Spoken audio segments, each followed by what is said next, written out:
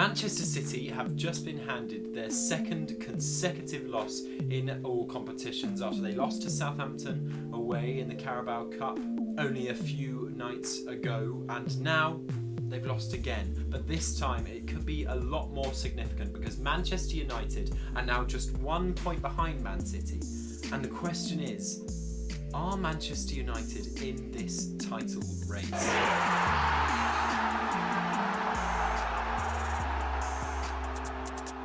Well, they now sit 6 points off the top with Arsenal on 44, Manchester United down on 38, 1 point behind Manchester City at 39. However, Arsenal do have one game in hand, so it would stretch it to a difference of 9 points, but they have to play each other, playing next week. Arsenal have a North London derby tomorrow to go out and win on the back of this Manchester City loss.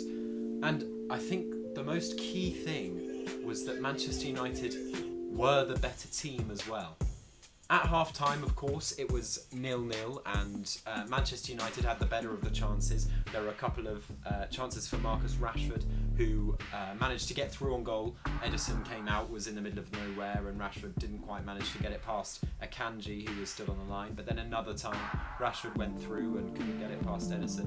And so Manchester United looked the more dangerous. But then, heading on into the second half, City really turned it on, and Jack Grealish came on for Phil Foden, who sort of seemed to have not really done much in the game, and Jack Grealish came on and really turned that around. He was involved a lot more than Foden seemed to be. He got that goal in the 60th minute that really, in other years, would have made Manchester United crumble, but no, instead they turned on the pressure.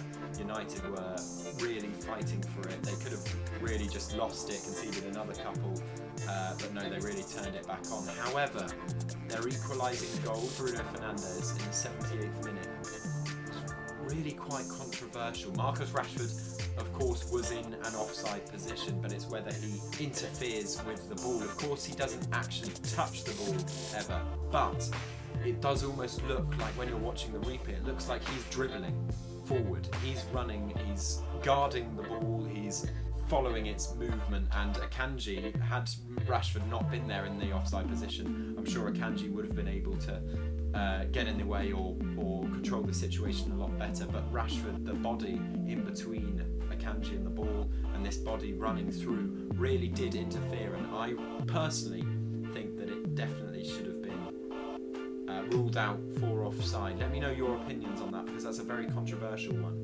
But as soon as that goal is given, and it's well taken by Bruno Fernandes, who's running in through the centre, as soon as that goal is given, Old Trafford erupts and goes crazy, and suddenly it's a whole different game again.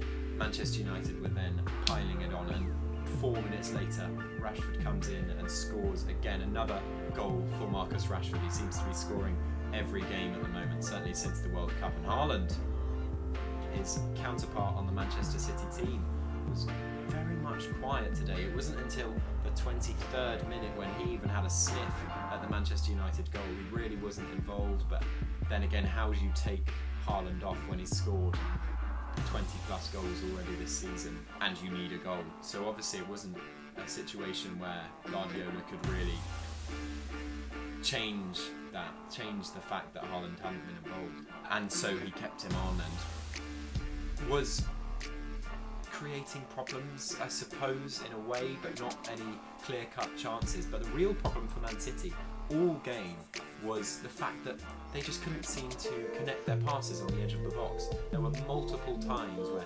Mahrez would have the ball and try and play it to De Bruyne, and it would not go far enough, and Malacia or whoever would come and intercept, and Rodri the same, and Bernardo Silva the same, and it was just really sloppy on the edge of the box for Man City, something you never see Man City doing, ever, really. Of course, against Southampton, they didn't even have a shot on target. Man City, of course, today did with the Jack Grealish goal.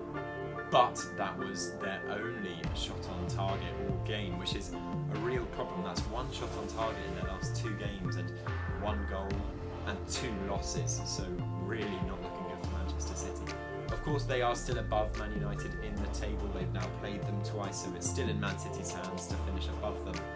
But they are still chasing this Arsenal side, who, despite the fact that Gabriel Jesus has got injured, they've still managed to continue their power and their dominance, and to just win the games that are in front of them. And so they've got Tottenham away tomorrow, North London derby. Of course, that's always a tricky one. It always seems to be that Arsenal win the home game and then Tottenham win the home game, but with Tottenham not in the greatest of form, it will be interesting to see whether Arsenal can overturn them and then get an 8-point lead at the top of the table. Of course, Arsenal still have to play Manchester City twice, home and away, which could change things up completely.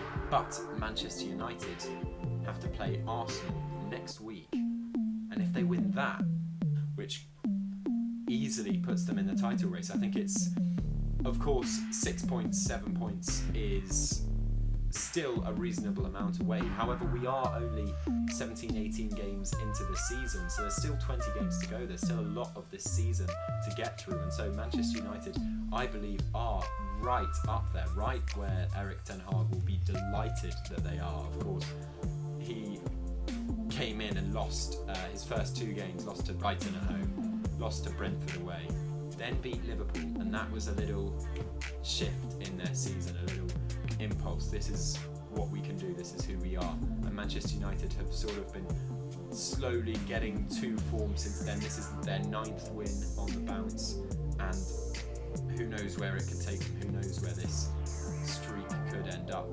I think very much in conversation for the title race. So let me know who you think is going to win this title race down below. We've got Arsenal, Man City, Manchester United, Newcastle of course are still there, and we've got Tottenham, who if they win tomorrow, probably not looking at title race realistically, but as I said, 20 games left, who knows. And then even Fulham in 6th place could be going for those top 4 spots, because Liverpool and Chelsea look lacklustre, especially after Fulham beating Chelsea last night in the Premier League, with new signing Joao Felix sent off red card direct. Not the greatest debut you ever want when you've got a lone player for 6 months. 3 more games without Joao Felix now, and he looked like their best player on the pitch against Fulham for the first 55-ish minutes that he was on the pitch. So yes, Manchester United beat Manchester City at Old Trafford 2-1, a brilliant reversal of the fixture back at the Etihad, where Man City dominated 6 goals, 2 hat-tricks for Haaland and Foden each, and now Manchester United showed them who was in control. They really showed who Manchester United are in terms of their history, and it was a real derby game because it had so much on the line. It meant so much if Man U were to win it. It meant a little less if Man City were to win it, because obviously they would just extend the gap and that would just be how it goes. But now that Man United have closed the gap, it means so much more. And so yes, a brilliant Manchester derby. Never back the early kick-off. A lot of people were saying, and myself included, that Manchester City would be beating Manchester United at Old Trafford. But no, 2-1, a controversial goal. Whether that one should have counted, we'll debate for a long time to come. But a very good game nonetheless. Manchester United 2, Manchester City 1. Do you think Manchester United are indeed title contenders? Make sure you are subscribed down below, but also make sure you follow the For The Badge TikTok and Instagram pages. We've got plenty of content going up on those pages regularly. Every day of the week we've got something going up on either the TikTok or Instagram between them. So make sure you are following them, make sure you're subscribed to the For The Badge YouTube channel, and I'll see you next time.